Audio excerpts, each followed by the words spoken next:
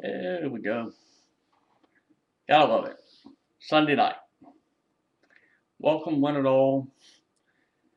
Okay, my sports weekend.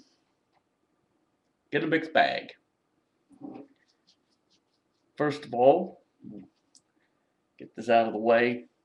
Caps are undefeated. Finally got around last night winning a game of regulation. Beating Ottawa. It's winning a game of regulation now. But at least the highlight of it all was Thursday night. Proved my point. Why is Sidney Crosby hiding? Why do you continue to hide? I don't know. Doctors stand there and say, well, you can, when we're ready to clear you, it's up to you to decide when you want to come back to the ice. You should have come back Thursday night, Sidney, so we can kick your ass. You denied us that pleasure, but what the fuck? Hey, we still won. And of course, what happens when I get to talk about the Penguins is all the haters come out. Some of them from my old channel that I had deleted. One in particular who seems to be a delusional whatever. I'm not going to name him. Suck big fat donkey dick. Yeah, there you go. Yeah, you can't come up with anything original. Fuck you. Oh, what? The Caps are undefeated. I'm a happy man. Let me think here. Oh, UVA won Saturday. This is college football we're talking about. Wound up beating Georgia Tech. It was so much fun to just do a fuck you to Al Groh, because Al Groh fucked up the football program in Virginia for years. Finally, get a little revenge because he's now the defensive coordinator at Georgia Tech. It was a decent game. Amazing Virginia pulled it out the way they did. But I give credit to Paul Johnson, who's the head coach of Georgia Tech. The guy runs this triple option offense, and I got to give him credit. It was a hell of a hard time trying to figure that out. Speaking about trying to figure shit out, it leads me to the downside of our Sunday. I don't know. I'm now convinced. It finally took me a while, but I'm convinced now what the Redskins have to do. Give this quarterback job to John Beck for the rest of the year. Whatever happens, happens. I'll go ahead and say here and shut up about how the season progresses if you just put it in his hands. Because I've told all of you, I've said this to Redskins fans on here, I've said it to NFL fans on here. I was not comfortable, Rex Grossman under center, and today it came back and bit everybody in the ass. 4 interceptions. I was wondering at what point, Mike Shanahan was going to pull the trigger and say, okay, I've seen enough. It was a good thing John Beck did go out there, because if they had sent Rex Grossman back out, you would have seen everybody just head for the exits and head for the metro and go home. It's just amazing. But the game really changed in the first quarter on a bullshit call. Now, I don't care what anybody says. You can get Philly fans on here all the fuck you want. Let me tell you something. That play with Michael Vick, where he was in the end zone and it's intentional grounding. Instead, he turned around and said, oh, it's roughing the passer. He was nowhere near the pocket. And when you're running, you're not a quarterback anymore. You're a runner, and that's open game. It was a bullshit call, and it just changed the game right then and there. But then again, as I said, Rex Grossman fucked it up. Shanahan has to have blame on this for leaving him in.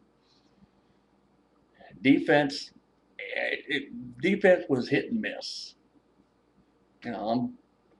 I'd have to say this. At least attempting to stop the run was one thing, but everything else, what am I going to do? Okay, so it's 3-2. Basically, I think we're a half game out of first. The Giants won. I was wanting Buffalo to win that game. I had Ryan Fitzpatrick as my starting quarterback for my fantasy team this week. Oh well. Lord. I don't know what the rest of you watching your NFL day went, but I tell you, they must have had fun there at the end of the San Fran Detroit game. Anybody missed this? Niners won the game. Jim Harbaugh was coming off the field. Congratulates Jim Schwartz, the head coach of the Lions.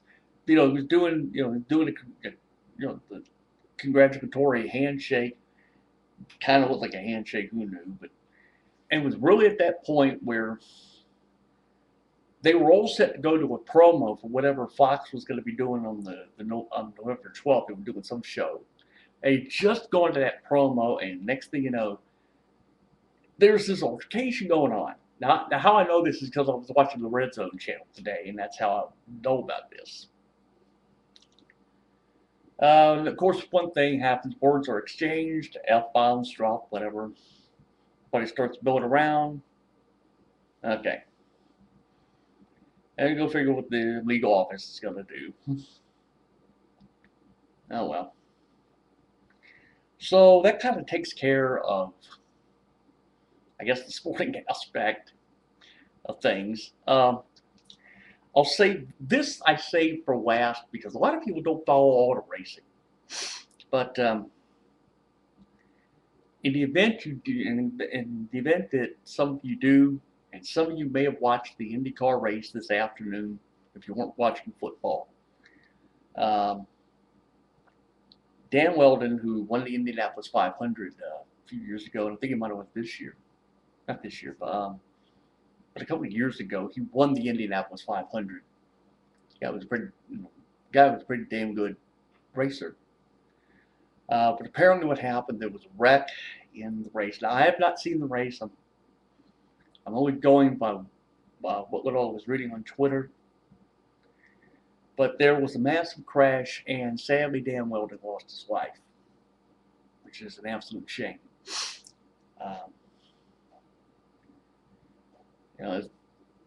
Auto racing is a dangerous sport, folks. I can't sugarcoat that. I don't know exactly how. It's not how he died. I mean, I know it's a crash. I do not know the severity. At some point tonight, I'll watch tune to Sports Center or something and find out what really happened. If not, I read a morning paper. So basically that's it. Now I will turn my attention here for what's going in the background, which is Game 6 of the National League Championship Series. This thing's going back and forth.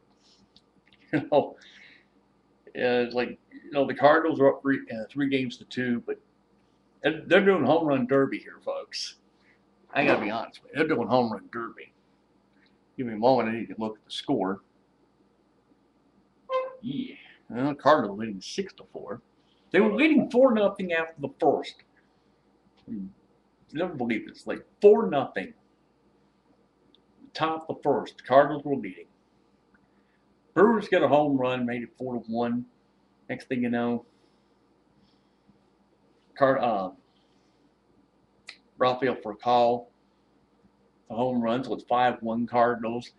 Brewers come back, get a 3-run deal. It was 5-4, so now it's 6-4. Don't tell me how this game's going to turn out. I'll have to turn and watch this now. Anyway, so at least we know, and at this point, we'll just say congratulations as far as the Texas Rangers go. Back in the World Series again. Which kind of gives me mixed feelings here because in the previous life, these were the Washington Senators I grew up with back when I was a kid, back in the 60s. So, you get mixed emotions on that. But anyway, that's it. That's about all I can do. So we'll find out watching this games and see what happens. Somehow Milwaukee comes back. There's a Game 7 Monday night. So, at any rate, I'll probably know the next time I do a video. So that's it. I'm done here for Sunday night or for a weekend. As always, I do not know when I do these videos or what time I do them or what frame of mind I'm in.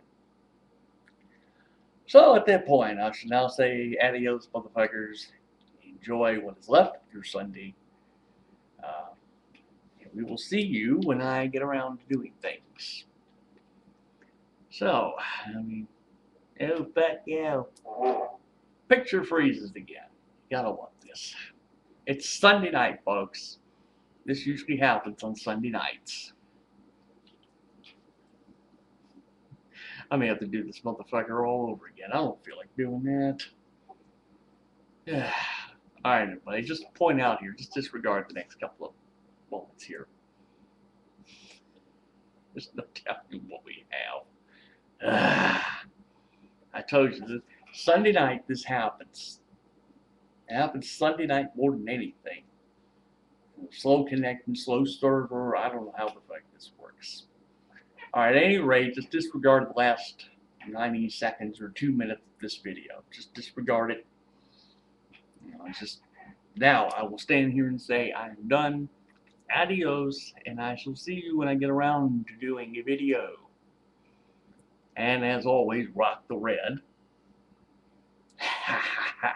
I love sand.